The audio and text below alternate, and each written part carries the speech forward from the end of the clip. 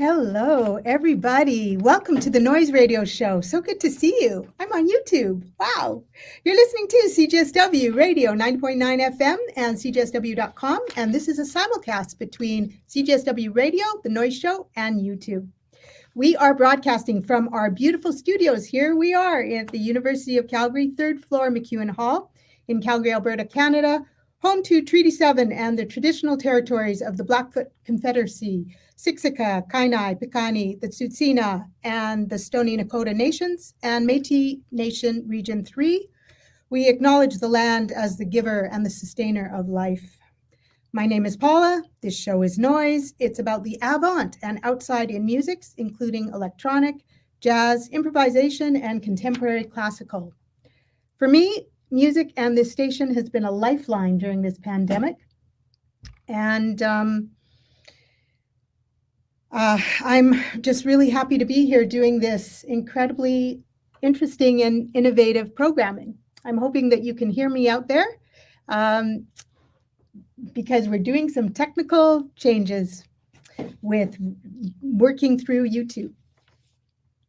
Tonight, I'm really excited to do something I've never done before. We have a premiere of a new work by Carmen Braden.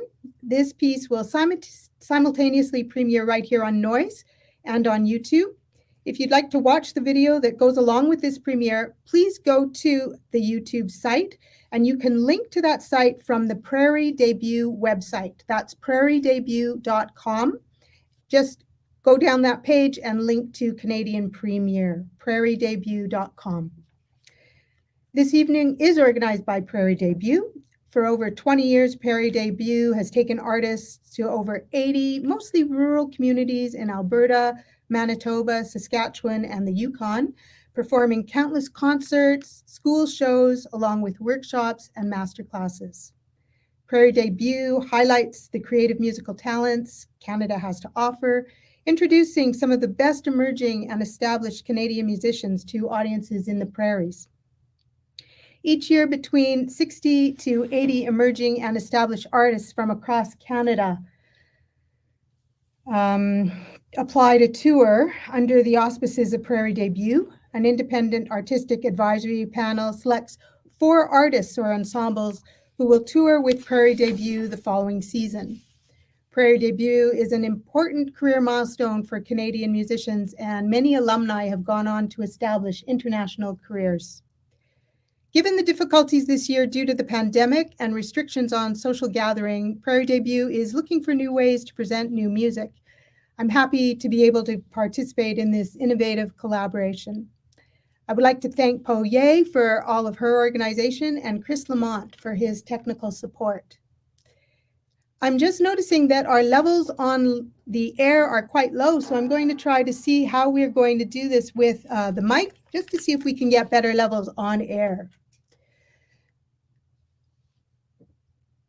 Given the difficulties this year due to the pandemic, like I said, we're trying innovative changes. And so sometimes these things have to take a little bit of a different toll. So I'm glad that we've got a little bit of a better sound for this introduction. Thank you for your appreciation and thank you for your patience.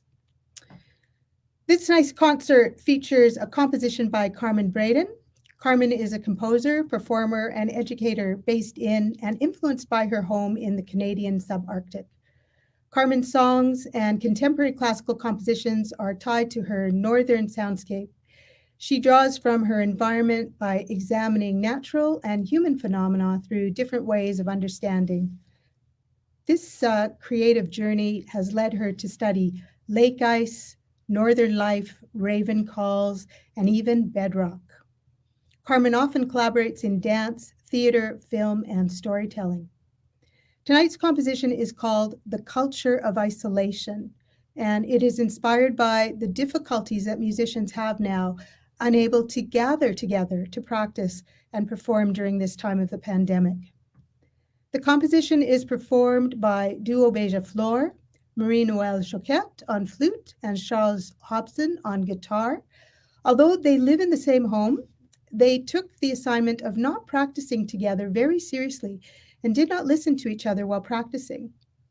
Duo Beija Flor have recorded their separate parts, and the 2 video parts have been compiled by videographers at the Deluxe Design Group. Tonight is the first time the musicians will hear the piece with both of their parts unified. If you would like to watch the video as the piece is premiered, please go to the YouTube site right now.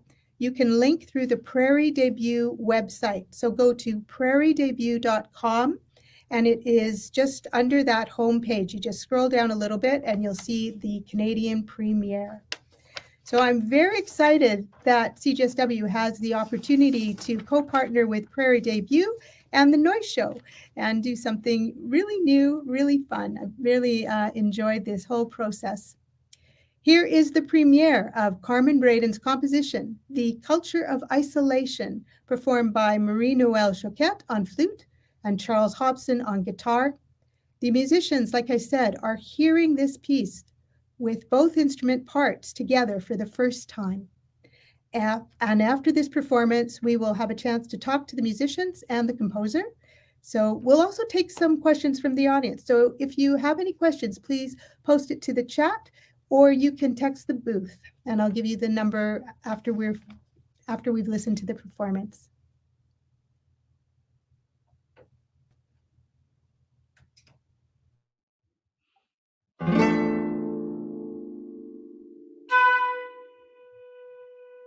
I listen.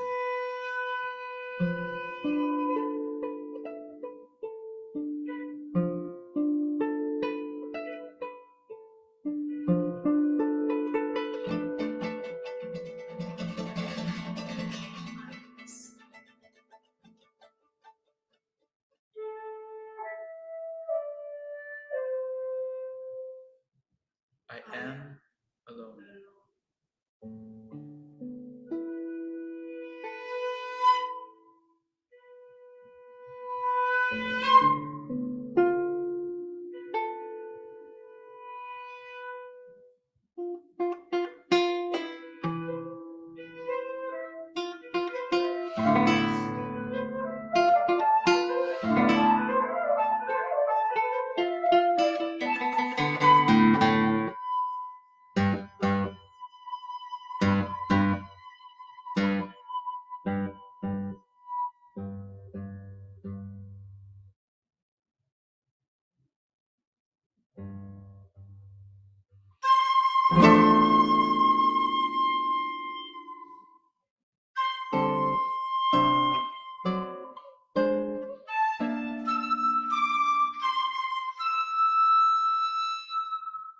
My mind is everywhere.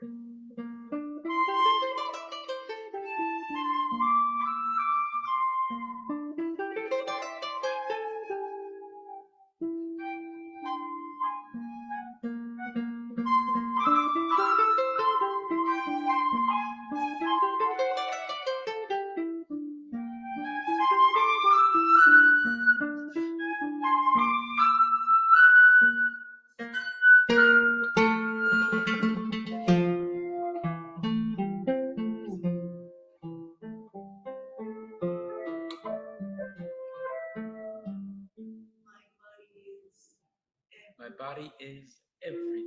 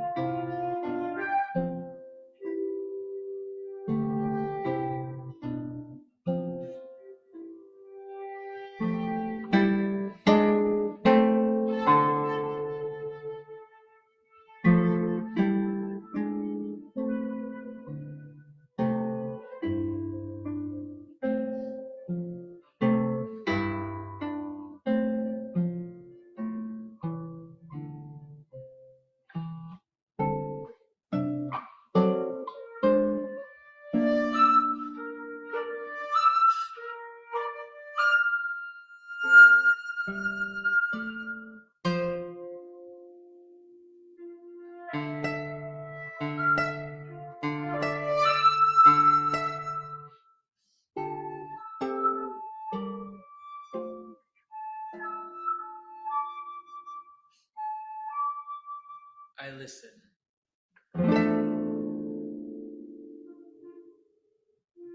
My mind is everywhere.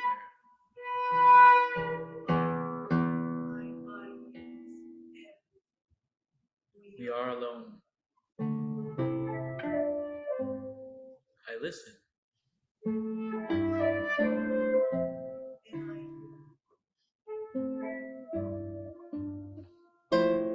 And I hear you.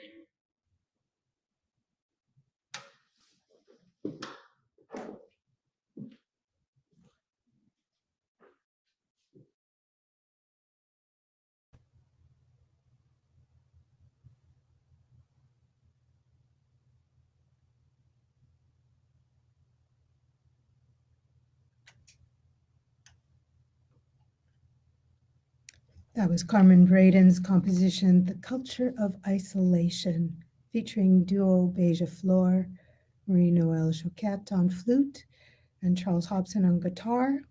And fortunately, we have all three here for conversation. If you have a question about this piece, please post it to the chat on YouTube or text the booth here at CJSW 403-220-3991. Welcome to CJSW, Carmen. Nice to see you. And welcome to the Noise Show. I'm How are good. you? Yay for the Good. performers. So this is the first time, is this the first time you've heard this piece like Mhm. this, Carmen? Yes, and it's the first time you've heard this piece, Marie-Noël and Charles, all Yeah. together. Yeah. So what is your reaction? How do you feel about hearing it put together like this? I don't know. I think we're all a bit lost at a loss for words. I can say from my side, yeah, it's wonderful. It's really cool. Like it's something you don't ever get to experience as a musician, practicing so hard on something without ever hearing what else is going to happen. I had ideas, like you imagine what maybe the flute's going to do, what she's going to say. Is she going to respond to the things I say? Or Yeah. and it was really cool. I'm glad that they put the music, the score in there. Yeah. Because Mhm. Carmen was very wise and didn't send us the score either. We just had our individual parts. So it's very cool seeing it all together. Yeah. And to notice, oh, okay, this was supposed to be together. And sometimes we're actually really together. Yeah. But yeah, it's really so interesting. And I love what they did with the video, because we actually filmed separately and they created as if we were together. So I think it's really great. Yeah, congratulations on this piece. You know, when I watched it, I had quite an emotional response when I heard it, because when you can have the score on the top and you can follow along, you know when you're together, when you're supposed to be together, and then you know when you're not together, when you're supposed to be together. And that, you know, when you hear the musicians say, I hear you, or I'm alone, and you're supposed to be together, but you're not, there's something quite moving in that. And I think in that regard, the piece is very successful because it's got that accident about the way it was written, the way you played it and performed it. And it really speaks to this sense of separation that we're experiencing now with the pandemic. Can you comment about that, Carmen? Did you write that in the piece for that to be happy accidents like that, or sad accidents? I did. And in some of the instructions I give the performers, I tell them to not be afraid of that. And the possibility of this to have a live performance is still there, where even if they hadn't, they would rehearse separately, but then say be on a stage together and perform it live for the first time, never hearing each other. I would want them to not feel like they should try to line up even where they think they might line up. I did want to have like that kind of rough kind of flam effect, where even two things that look like on the page they're supposed to happen at the same time because they're lined up vertically like traditional music. I know that I wanted to actually have this roughness to it, because that was part of the whole kind of attitude that I was trying to bring in, was that things are in friction aren't always happening at the same time that they should. So that was definitely something I designed. And if I'd had like a hand in the more of a hand in the video work, maybe I would have had the two parts separately over top of each player instead of the actual score where they're aligned. Mm-hmm. This is like some of the struggle composers have with notation, is how do you actually communicate what you want, but fighting against how we love to read things as they've always traditionally been read. I like it when the score is together, because then you can see where they both are on the score and how they're lining up or not. So for me, that is really what I found so moving. When you practice this, you live in the same place, but you stayed quite separate, right? Yeah. We really played the game 100%. We decided let's do it for real. So yeah, for Charles it was easier though, because he can just practice his guitar. I'm somewhere else in the house and I don't really hear. Yeah, but I like to joke a guitar is between a triple piano and piano. It's not dynamic range. So yeah, I can hide a bit better, but we were even better than that. We made sure we weren't even at home. Yeah. We kind of scheduled like, okay, I'm off teaching, you can practice, yes. and then the inverse was true for me. Because there's definitely no hiding from the flute. No. And you talked to me a little bit about how you practiced and how the score was notated in different sections and the timekeeping and how you kept time. Could you explain that again? Yeah, sure. So Carmen had a great idea of making it so that pretty much each line in our individual parts. It's not always the case. There's a couple spots where it's not the case, but most every line is 15 seconds. And for those who read music, you will notice there's a lack of bar lines anywhere. And even there's no stems to the notes. It just looks like a bunch of note heads everywhere. So in the instructions, it mentions when notes are placed closely together, they're supposed to be played faster. And when they're spaced out, you're supposed to give them space. You're supposed to respect the rests. But let's say there's a quarter note rest. It's not a quarter note of time because there is no tempo. It's just you have to fit it within your 15-second frame. And we both had our cell phones on the music stand. And I'd say that was the toughest thing, is trying to get things to line up within those 15 seconds and not to go over. Or often what would happen, I'd drive to almost at 15 seconds, but I had a few more notes to play. Or the inverse, I had played too fast or something. I did make notes. That was really fun to practice. It was a cool puzzle I saw to put it together. as a game. It was really a game.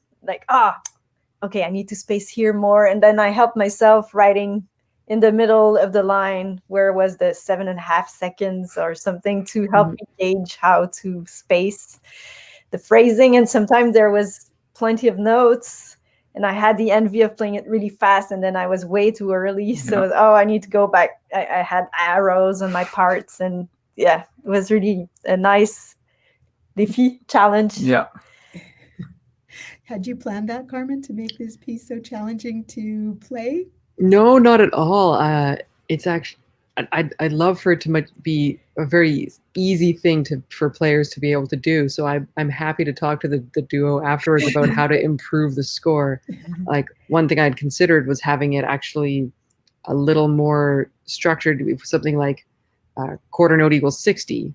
Then it's like, then everything just is a second, right? Same idea, but then you're imposing all this like structure and lines on it. And I wanted to make it a little more rubato. So I'd much rather it be an easy thing for the performers to do, even if it sounds like it's something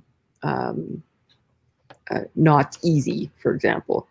So it's, again, the challenge of notation. I liked the idea that it was open to interpretation. That made me feel more at ease with what I could do. Yeah. So had you put more instructions in there, I think it would have been harder because I would have been too concerned on respecting everything by the letter. Yeah. Whereas you gave us room to be artists, right? So it's our job to interpret the score, right? And it's just me personally, I've never had to play with a timer. So it's like my eyes were kind of in two places at once. But I think you did a fantastic job. The way it's written, it was really easy to understand. Yeah. And I mean, it wasn't hard. I mean, it's just a timing element. It wasn't hard to read or to No, play. no. No, it's great. I Yeah. think you did a great job. And I wouldn't find, change anything. and it's interesting how I feel we felt differently some Yeah. places. The way we spoke, Yeah. for example, you're really like loud. Yeah. And then, yeah, it was where we wouldn't even hear me. It's like, oh, am I whispering too much? Or so it's really interesting because we didn't consult each other on how we would talk. I didn't even know he was actually talking. But I really feel that contributes to this piece, because the piece is about the culture of isolation and the difficulties that we're having performing or practicing together, being together. So it's effective in that respect. Carmen, one of the things I'm interested in is we're bringing together acoustic instruments and modern video technology. And this is looking at some important issues and questions about the collaboration in the creation of music.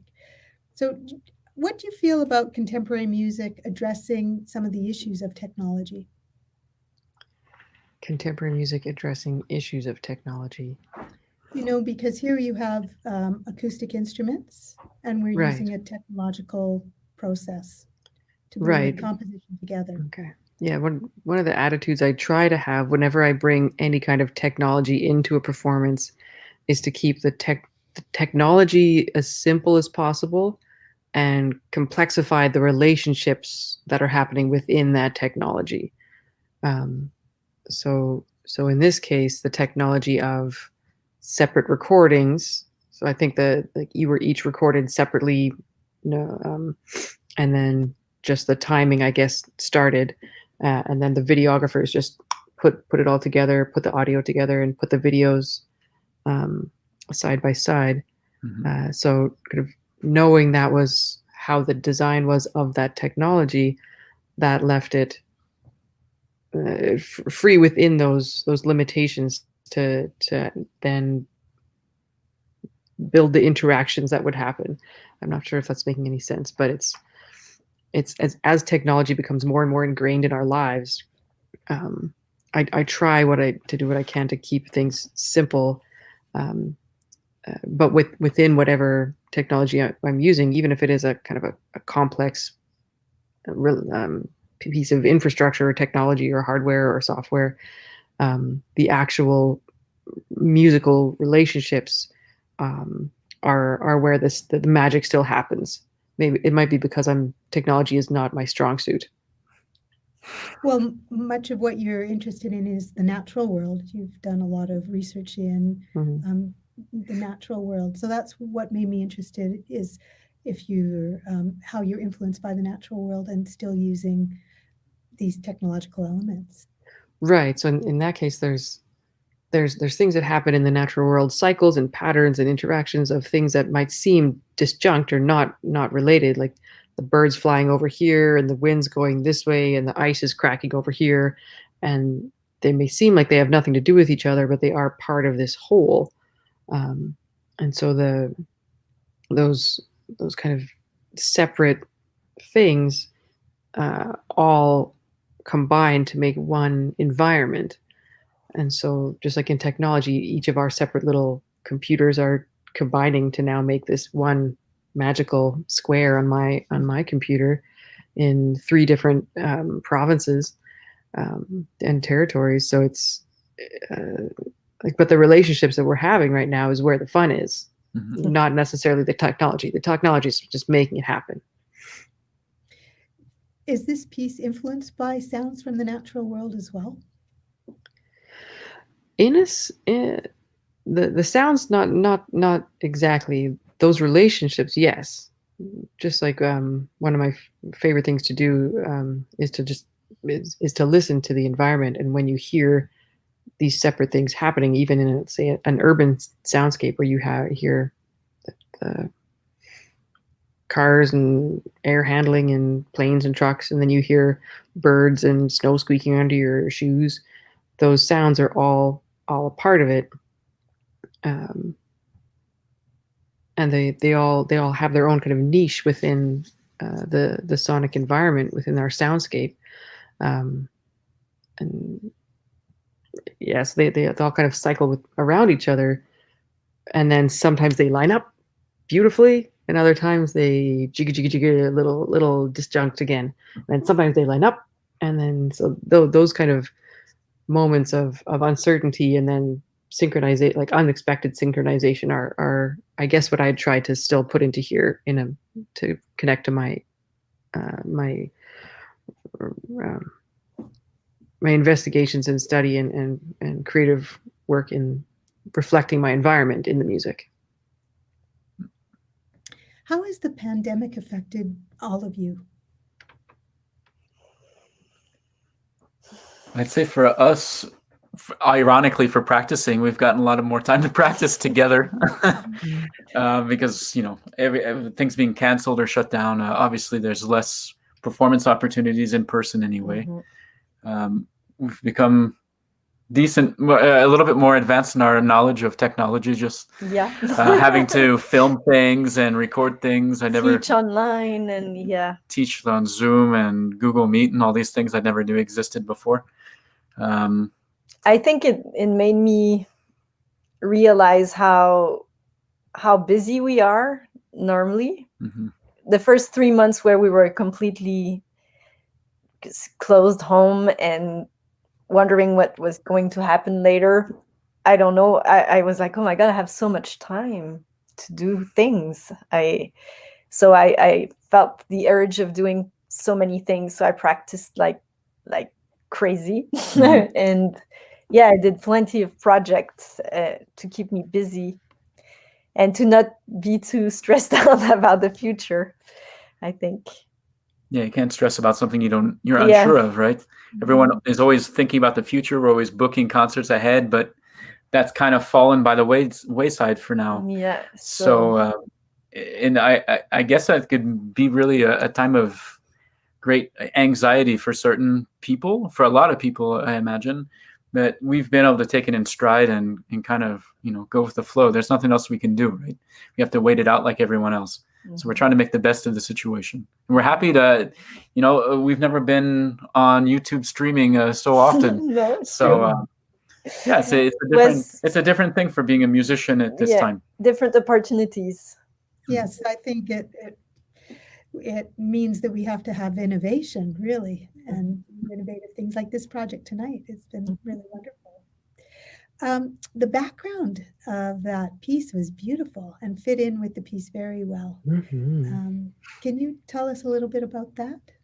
Yeah, it's women from our area, the Laurentides. Do you say Laurentians? Laurentians. In French, Laurentides. And she's called. Her name is Chloé Beaulac, and she's mainly a photographer that creates super weird pictures of. She takes different places and put them together to create a new image. But she did one installation in that art gallery in our small town with all those feathers in metal that were turning. And we thought, oh, wow, I think it fits so well with, I thought it felt really good with my part. And Chuck agreed that it felt good with mine, so it should work. So we thought it was a good place to film, to make something pretty of it also in the back. Yeah, it's beautiful, and I think it really fits the piece for sure. I want to just tell people they are listening to a discussion after the premiere of this piece from Carmen Brayden, The Culture of Isolation. It's performed by Duo Beija Flor, Marie-Noël Choquette on flute, and Charles Hobson on guitar. Want to thank you all so much for being here tonight on CJSW and allowing this innovative programming. It's been a lot of fun. I would like to play a few other pieces to finish up the radio show. We'll probably go offline on the YouTube and then just continue this on the radio. And before we do, I just want to get you to talk a little bit about some of the pieces that we had talked about before. The piece from Duo Beija Flor is called Havana Street Parade, written by Roddy Elias. Will you tell us a little bit about this piece? Yeah, sure. Our duo, normally what we're performing and what we originally approached Carmen with is we play what we call ethno-classical music. So it's basically when a composer has used something particular from a culture, it's usually like a rearranged song or a dance that's created in a classical sense for flute and guitar. That's typically what we're playing. And we asked Roddy, who was one of our professors in university, if he would be interested in writing something for us based on Cuban jazz, because he himself, beyond being a great classical composer and classical guitarist, is also a jazz really good jazz composer player and player. Yeah. And we thought he would be the perfect guy to compose us something. And he gave us this piece that's quite contemporary, with lots of cool little effects on our instruments. You'll hear Marie-Noëlle singing a little bit in her flute, and yeah, it was quite a treat to have the piece and to work with Roddy. He's a great composer. Yeah, and, absolutely. Yeah, and he thought that Cuban jazz was a good inspiration for our duo. So that's where he went to get inspired, and it came out really well. And just briefly, the piece is basically his memory of being on a street in Havana and a parade had passed. So like you hear at the beginning of the piece, kind of like a percussive sound. So we have like the percussion coming with the whole parade. Then there's everything's really kind of loud. And then at the end, it's just the dust and the end of the parade. So he had a kind of cool concept for this. That's fun. So we'll listen to this piece after we sign off YouTube. And I think we'll like to play a few pieces by yours, Carmen, as well. I've chose a few from a couple of your releases, from the release Raven, and from the Raven Conspiracy, from Songs of the Invisible Summer. And can you talk a little bit about these different releases that you've had? I think what I'd like to play is first Snowfall, and follow that with Raven Conspiracy. Sure. So yeah, my first studio released album was in 2017 called Ravens, and it was a combination of my compositional work, but also I'm a songwriter, and so I have songs on that one that dig into that side of my writing. And First Snowfall is kind of you hear some cool electronic groove music, and it's a very timely one, although it's definitely, we've had more than one snowfall here in Yellowknife. And then from the newest album, Songs of the Invisible Summer Stars, which was released in 2019, my Raven Conspiracy, it's my string quartet, my only one that I have. And I dig into just different behavioral qualities of ravens, which are such a fascinating and intelligent creature. And so I'm not sure which movement you're doing, but movement one is kind of a hearkening to like a creation legend about how the raven came to be and is black. And the second movement is about how they kind of swoop and dive really gracefully in the winds. And then the third one is how they're kind of jaunty and quirky, and they jump around and they scavenge, and they're so curious and they're always looking for things. So I'm not sure which one you picked, but those are those three. I picked number one, so the creation myth. Wonderful. Anything else from anybody? I really appreciated talking to you all today. I just want to say, as a composer, it's so fun hearing new pieces being premiered. It's and this is one of the weirdest ones, that not the music, the way we're hanging out.